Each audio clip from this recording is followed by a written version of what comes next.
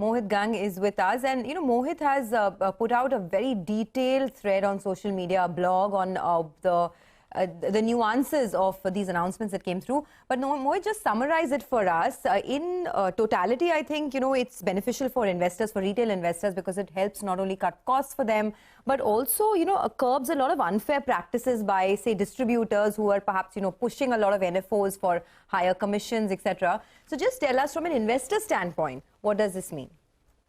Right, Sonia. Thank you so much. Look, I think from an investor's standpoint, obviously, as expenses go down, their performances and returns of the schemes will improve, right? And from an investor's perspective, for a very long-term thing, it's a fairly beneficial point.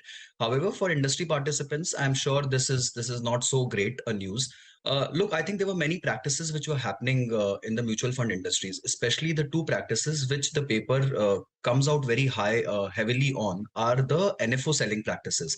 So if you see data which the paper puts out from April 21 till September 22, the NFO money collected was around 86,000 odd crores approximately, out of which 27% of the NFO money collected was switched from the same schemes or from the schemes of the same mutual fund, which meant that what the practice on the street was that people were switching the existing portfolios of their investors and moving them into NFOs for higher commissions, because NFOs could pay out higher commissions because of the lower AUM they start with, right? Because the entire TER structure was AUM based.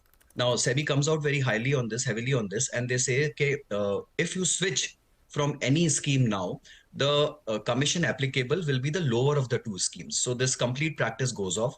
Other practices like brokerage and transaction costs being included in the scheme TR. This is again a very high hit on the AMC profitability, to be very honest.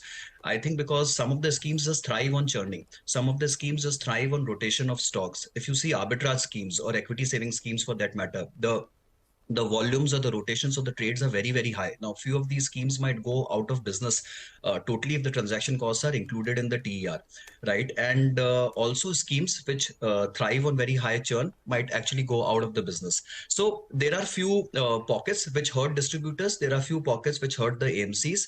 And in all, I think the retail investor will finally end up benefiting a lot in terms of the lower costs of participating into these in mutual fund industry per se. Okay.